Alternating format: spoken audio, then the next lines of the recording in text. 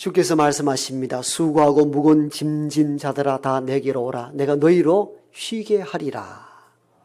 세상의 모든 무거운 짐을 주님 앞에 내려놓고 이 시간에는 말씀의 멍에만 매는 복된 이 시간 되길 원합니다. 신앙생활을 할 때에 종종 의심이 우리 안에서 일어날 때가 있죠. 예수님에 대해서 이러기를 예수님은 완전한 인간이시며 완전한 신이시다 합니다. 완전한 인성과 완전한 신성을 두 가지 다 완벽하게 가지고 있다. 이렇게 신학적으로 고백을 하는데 인간의 이성으로는 이해가 안 되는 부분들이죠. 어떻게 완전한 인간이시며 완전한 신일 수 있느냐. 완전한 신이면 완전한 신이든지 인간이면 인간이든지 두 개의 인성이 복합되어 나타난다. 사실 이성으로 이해하기가 어려운 일들이 있습니다. 우리가 조금 고민을 하고 좀 더 깊이 들어가면 의심이 생길 만한 내용들입니다. 십자가에 달려 죽은 그 예수가 어떻게 우리를 구원할 수 있는가? 이런 것도 한 번쯤 우리가 비틀어서 보면 질문거리가 될 수 있는 내용들입니다.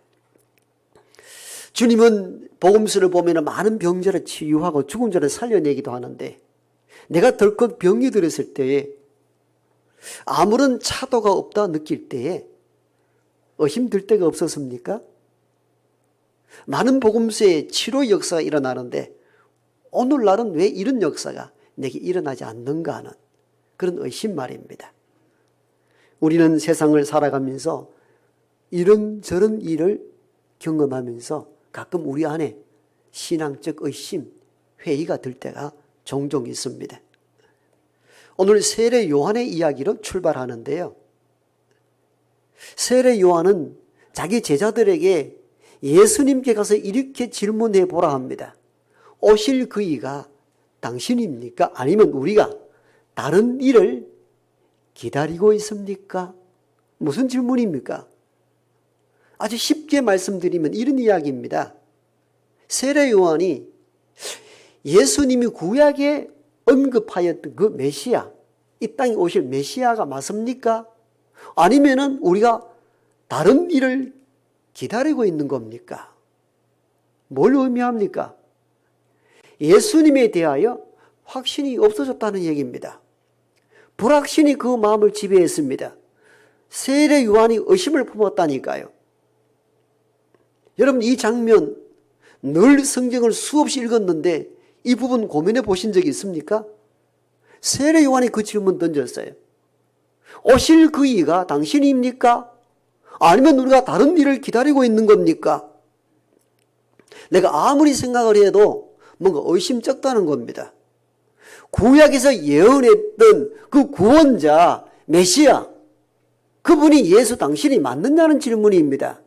아니면 우리가 다른 일을 기다려야 하는 겁니까? 이 질문이라니까요. 누가? 세례 요한이. 세례 요한이 어떤 분이십니까? 예수님 오시기 6개월 전에 이 땅에 오셔서 회개하라 천국이 가까이 왔다면서 나는 주의 길을 예비하는 사람이라 자칭 예수님의 길을 예비한 사람입니다. 그가 이 땅에 오셨을 때, 즉 예수 그리스도가 이 땅에 오셨을 때에 보라 하나님의 어린 양이로다. 그를 높였던 인물이 세례 요한입니다. 사람들이 요단강에서 세례를 받고자 세례 요한에게 나오고 요한이 세례를 베풀고 놀라운 일을 행하자 많은 사람들이 세례 요한이 구약에 이야기하는 메시아인 줄 오해하여 요한을 따르기 시작합니다. 그때 요한은 어떻게 말합니까? 나는 물로 세례를 주거니와 내 뒤에 오시는 이는 불과 성령으로 세례를 베풀리라. 여러분, 자기가 높아질 수 있는 순간에도 세례 요한은 자신이 누구인지를 정확히 아는 사람이었습니다.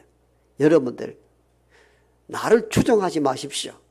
나는 물로 세례를 베풀지만도 내 뒤에 오시는 이는 불과 성령으로 세례를 베푸시는 메시아이십니다. 나는 그분의 신발끈을 풀기에도 감당치 못하는 자라며 자신을 낮추고 예수님을 메시아로 추앙했던 인물이 세례 요한이었습니다. 그런데 어느 날 요한이 제자들에게 예수께 가서 이렇게 질문하라는 겁니다. 오실 메시아가 당신이 맞습니까? 아니면 우리가 다른 메시아를 기다리는 것이 맞습니까? 여러분, 의심이 어느 순간 세례 요한을 지배하기 시작했습니다. 그렇게 메시아로 예수를 떠받들고 추앙했던 요한이 어느 순간 당신이 그 메시아가 맞느냐라는 의심으로 전락하고 만 겁니다.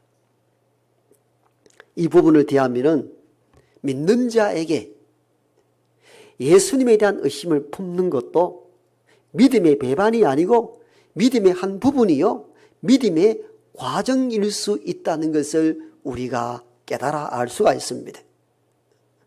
불신과 의심은 다릅니다. 불신은 신뢰를 완전히 제거하는 것이고, 의심은 믿음의 대상인 것 같아 보이는데 뭔가 의심쩍을 때 나타나는 신앙의 현상이 의심입니다. 의심은 어떤 의미에서는 아주 자연스러운 것일 수 있고, 신앙생활을 하다가 종종 발생할 수 있는 믿음의 한 과정일 수 있다는 것을 우리가 인식할 필요가 있습니다. 그러나 이 의심을 계속 두면은 불신으로 넘어가게 되죠. 의심이 생겼을 때에 기도하던 말씀을 통하여 읽던 그 의심이 사라져야 확신이 저와 여러분들에게 다가오는 줄 믿습니다. 의심이 다 사라질 때 나타나는 현상이 아주 강한 믿음이 생길 수가 있습니다. 그냥 맹목적으로 믿는 신앙보다는 훨씬 탄탄한 믿음을 가질 수 있습니다. 그러므로 세례 요한이 오늘 의심을 품었잖아요. 그렇다면 세례 요한은 무엇 때문에 의심을 했는지, 세례 요한이 의심한 부분을 축소하여서 나타나는 일반적 의심이 어떤 것인가를 몇 가지 추려보고 이 예수에 대한 의심을 어떻게 주님은 풀어나가는지 본문을 중심으로 살펴볼 것입니다. 첫 번째, 세례 요한이 예수에 대한 의심을 품었던 이유는 자기가 힘들 때입니다.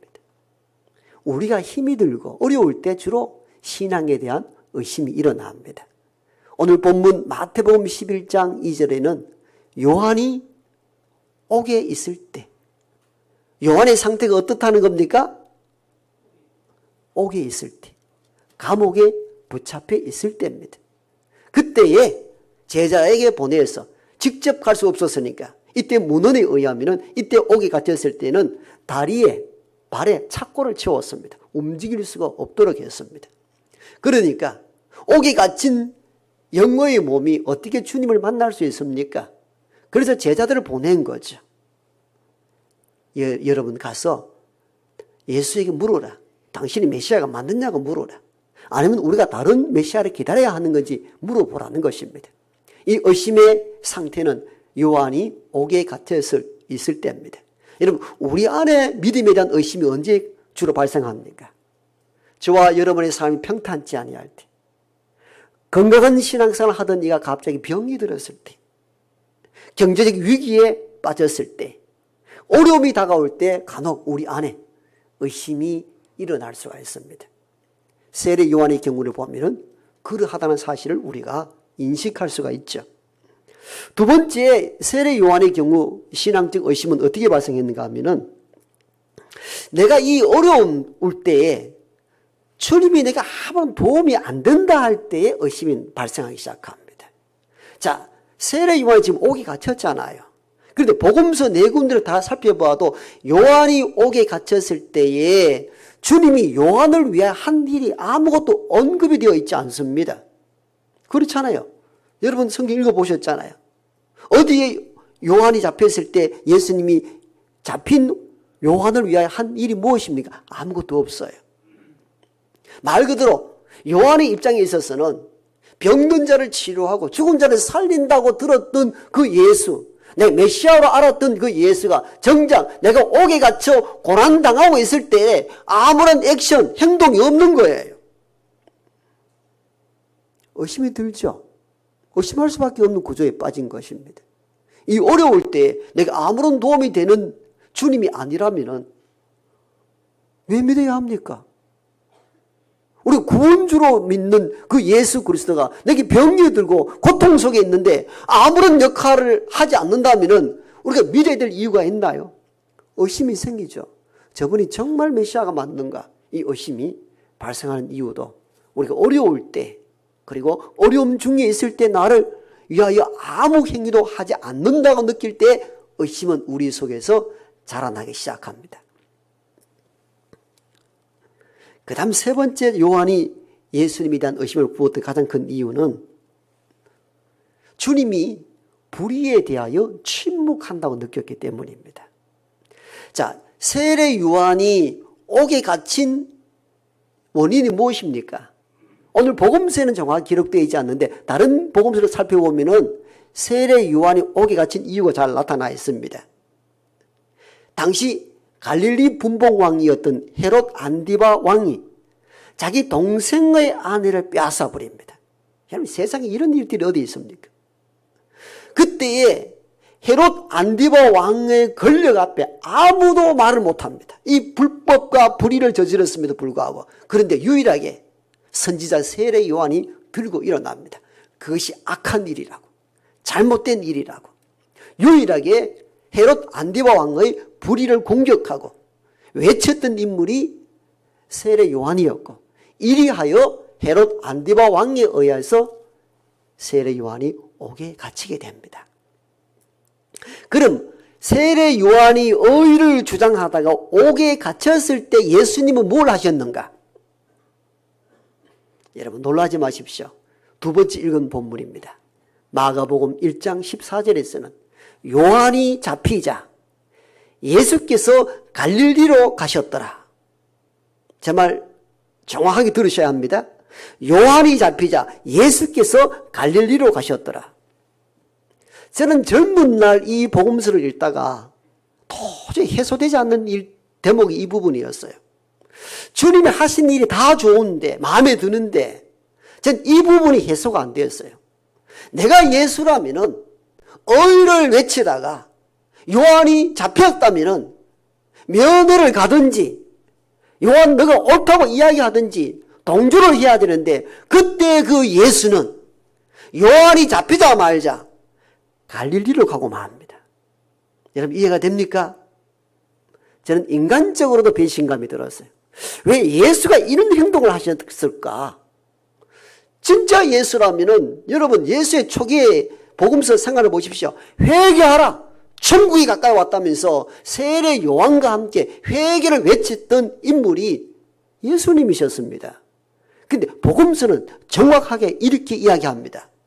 요한이 잡히자 주께서 갈릴리로 가셨다. 제 생각은 이런 겁니다. 요한이 의를 주장하다가 잡혔다면 내가 예수라면 요한에게로 가야 된다는 생각을 가졌습니다. 가서 위로하고 요한아 모든 세상 사람들이 권력에 주눅들어서 의를 주장하지 못할 때 너는 목숨 내어놓고 의를 주장하고 불의에 맞서 싸울 수 있는 너야말로 참 선지자다. 놀라지 마라. 메시아인 내가 너와 함께 하겠다. 이래야 되는 것 아닙니까? 어떻습니까 여러분들? 그런데 복음서를 읽어보면 요한이 잡힐 때 예수는 갈릴리로 갔습니다. 이해가 됩니까? 저는 젊은 날 이 복음서를 읽다가 이 부분이 해석이 안 되었어요. 왜 그러셨는지. 그리고 오늘 본문 마태복음 11장 2절에서는 요한이 옥에서 그리스도께서 하신 일을 듣고 제자들에게 질문하도록 만들거든요. 옥에서 요한이 들었던 그리스도에 대한 소문이 어떤 소문이었을까요? 부정적인 소문일 것입니다. 이런 소문이었겠죠. 복음서를 조합해 보면 이런 내용입니다. 요한의 제자들이 선생님, 예수님이 선생님 요한이 잡힐 때에 갈릴리로 도망을 갔다는 소식이 있습니다. 아마 이 소문을 들었을 법합니다. 제 추측이 거의 가능합니다. 왜? 그러니까 의심이 생겨서 예수에게 제자들을 보내서 질문하게 한 것이죠. 이 배경이 딱 짜여집니다. 요한이 옥에 잡혔을 때에 그리스도에 대한 소문을 듣습니다.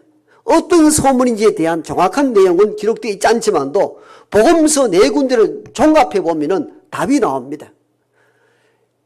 요한이 잡혔을 때에 예수께서 갈릴리로 가셨다는 소문을 들었을 법합니다.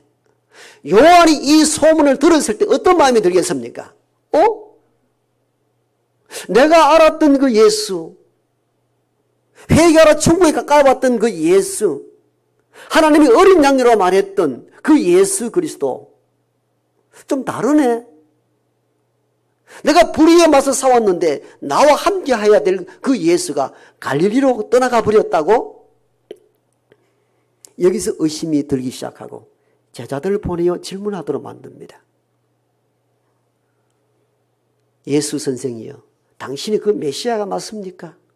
아니면은 우리가 다른 일을 기다립니까? 이 의심 있는 질문이 가능하게 된 것입니다. 그렇다면 우리는 이 부분을, 의심 있는 이 부분을 해소해야 합니다. 왜 예수는 요한이 잡힐 때 요한과 함께 불의와 맞서 싸우지 않고 홀로 갈릴리로 물러갔었는가에 대한 문제입니다. 이 부분이 해소가 되지 않는다면 요한의 의심은 당연한 것입니다. 자, 이렇게 물어봅시다. 대중적으로 여러분 저에게 설명하지 않아도 됩니다. 이 질문 던지십시오. 왜 요한이 잡힐 때 예수는 요한에게 가지 않고 갈릴리로 물러가셨을까? 여기는 중요한 것이 있습니다. 요한이 헤롯 안디바 왕의 잘못을 지적하여 옥에 갇히고 나중에 목베어 죽게 되잖아요. 그때가 언제냐? 예수의 복음이 만천하에 증거되기 전에 초기 복음 상태입니다. 예를 들면 아주 대구 같으면 대구 수성구와 짧은 지역, 작은 지역 안에 일어났던 사건들입니다. 그래서 목베어 죽었습니다. 많은 전문가는 이렇게 이야기합니다. 세례 요한이 보다 오래 살았더라면 예수와 함께 복음을 더 확장할 수 있었을 터인데 너무 이른 시간에 목베어 죽음으로 말미암아 예수 그리스도의 복음의 길을 굉장히 확장하는데 협소하게 만들었다. 이렇게 판단하는 분들도 있습니다. 저는 이 전문가의 학설에 동의합니다. 그럴 여지가 많습니다. 세례 요한이 가졌던 확장력이 굉장했거든요. 그런데 세례 요한이 빨리 죽음으로 말미암아 복음을 진전시키는데 상당한 지장을 초래한 것이 사실입니다. 자, 이런 차제에 예수 그리스도도 세례 요한과 불의에 맞서 같이 싸웠다면 같이 목베어 죽을 수 있었다면 복음이 어떻게 되었을까를 생각해야 합니다. 그렇게 된다면 예수는 의로운 죽음을 맞이할 수 있지만도 복음의 확장력은 상당한 지장을 초래했을 것입니다. 그래서 주님은 복음서를 통하여 많은 결단합이 있을 때마다 아직 내 때가 이르지 않았다는 표현을 종종 하십니다. 즉 세례 요한이 불의에 맞서 싸울 때에 잠시 갈릴리로 물러나신 것은 권력이 무서워서 도피한 것이 아니라 복음의 기초와 복음의 확장을 위한 자세였습니다.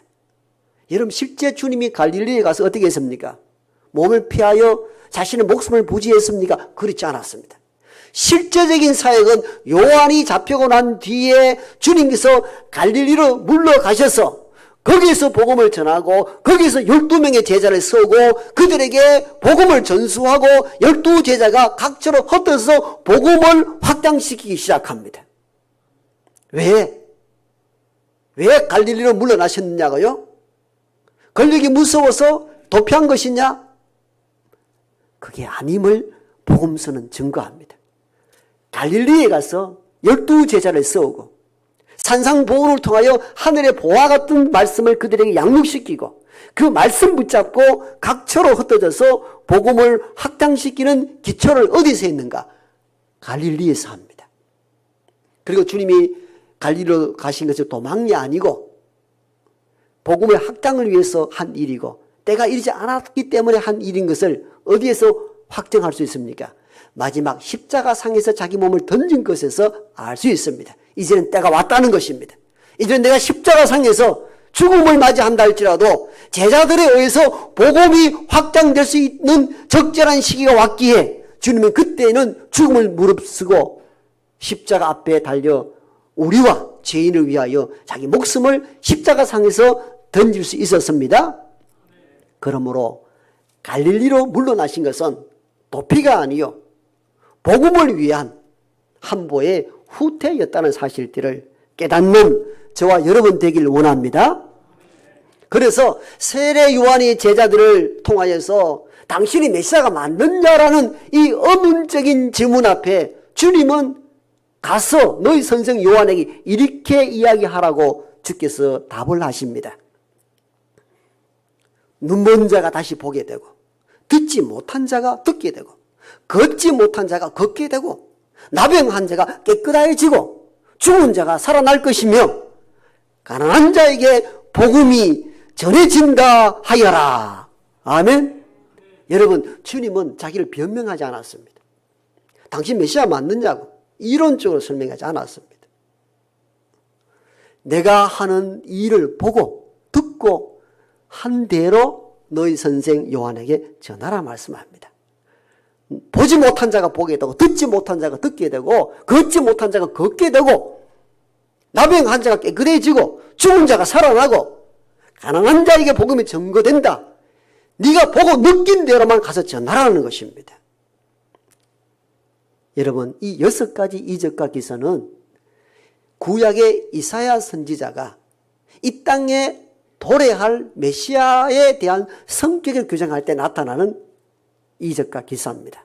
이사야 29장 18절에 보면요, 그날에 못 듣는 사람이 책의 말을 들을 것이며 어둡고 캄캄한 데에서 맹인의 눈이 볼 것이며.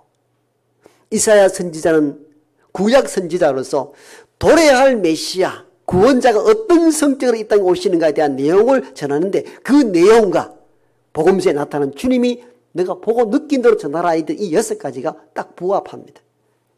너희가 보는 대로 가서 전하라는 겁니다. 의심을 하느냐고 변증하지 않았습니다. 예수가 하는 일을 보고 예수가 메시아임을 너희들이 듣고 깨닫고 확신하라는 것입니다.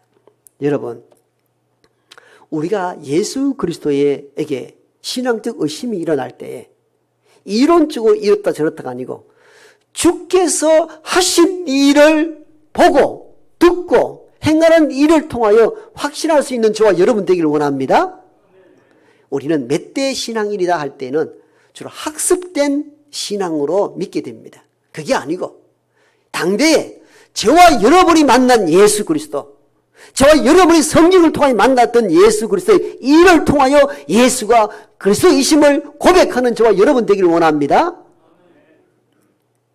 저는 종종 제 어머니 이야기를 하시잖아요. 왜? 제 신앙의 출발은 어머니로부터 출발했기 때문입니다. 익히 들어서 알고 있는 분도 계시잖아요. 제 아주 어릴 때 초등학교 저학년 때로 기억되는데 몹쓸병에 걸렸습니다. 그런데 병원에 가도 진단이 안 나옵니다.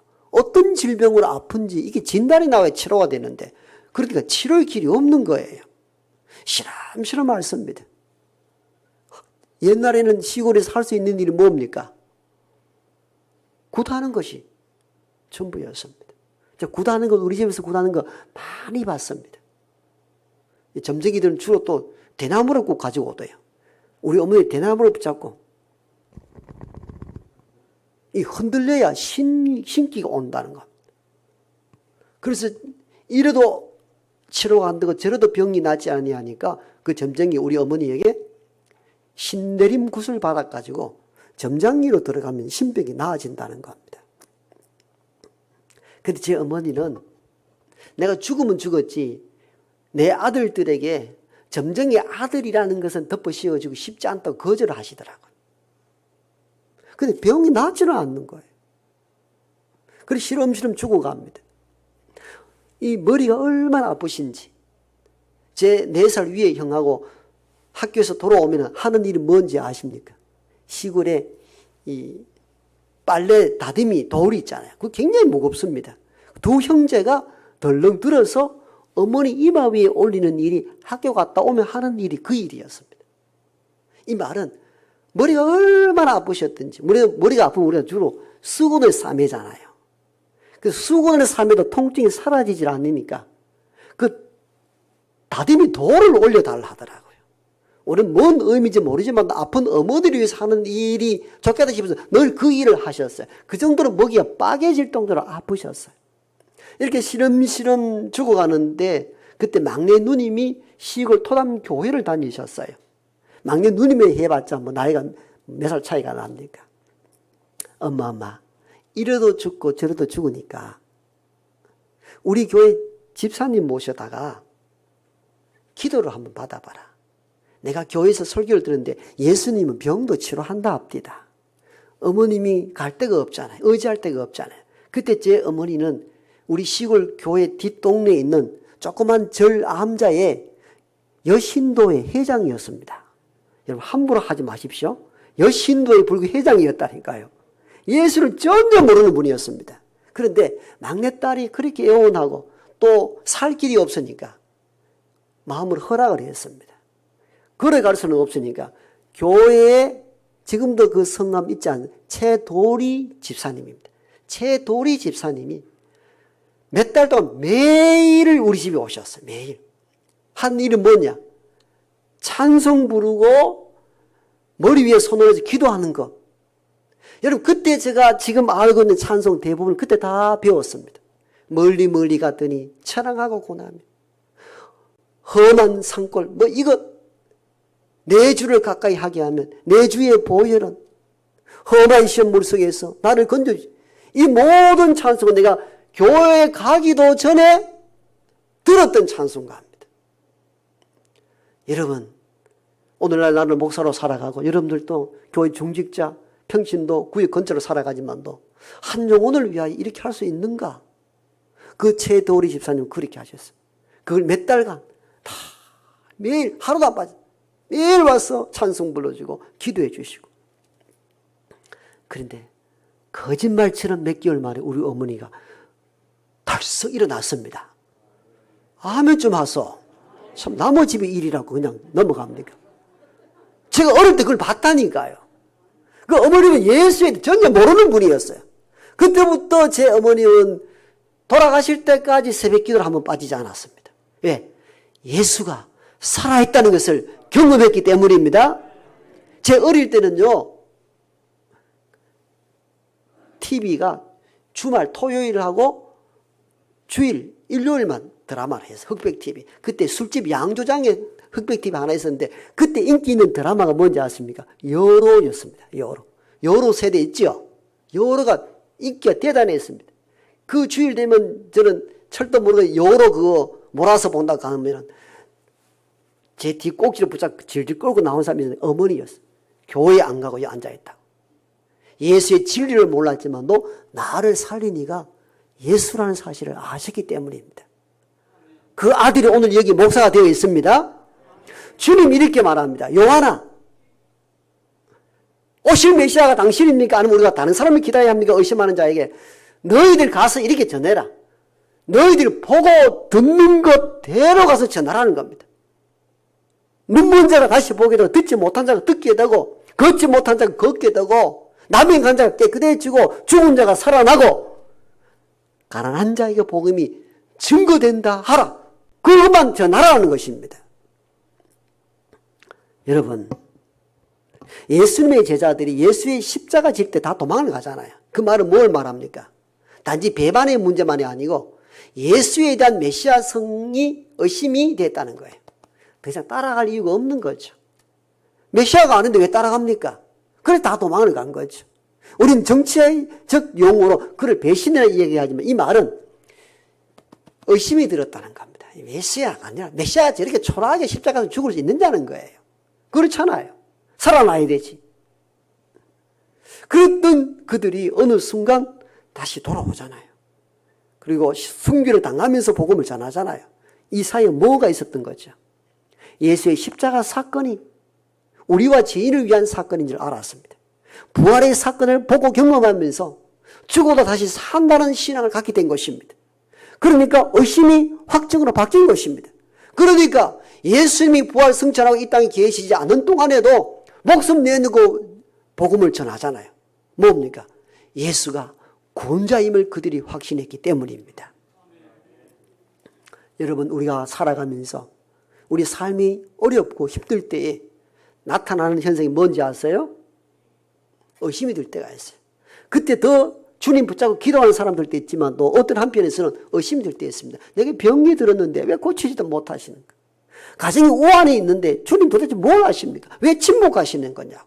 내가 어의를 위하여 주장하다 옥에 갇혔는데 주님이 나를 위해서 아무런 역할이 없다고 느낄 때 우리 속에 의심이 생기기 시작합니다. 그렇지 않습니까? 그런 우리에게 주님이 이렇게 말씀합니다. 너희들 내가 한 일을 보고 믿으라는 것입니다. 여러분, 오늘 단정한 옷을 입고 어려운 시간을 이어서 교회에 나왔는데 왜 나오셨습니까? 형식에 따라 나오지 마십시오. 이것만큼 어리석은 일은 없습니다. 시간을 소비하는 어리석은 자들입니다. 몇 대의 기독교 집안이기 때문에 부모 훈육 때문에 나오는 것에서 이제는 저와 여러분이 주님을 보고 믿는 신앙으로 전향되기를 원합니다. 이 신앙을 가져야 합니다. 주님은 의심하는 자들을 배척하지 않았습니다. 당연하다고 얘기했습니다. 그래서 세례 요한이 의심의 질문을 제자들을 통해 던졌을 때에도 세례 요한 너 참 많이 변질되었다 이 인간아 그러지 않았습니다. 인간이 의심할 때 할 수 있다는 사실을 주님이 알았습니다.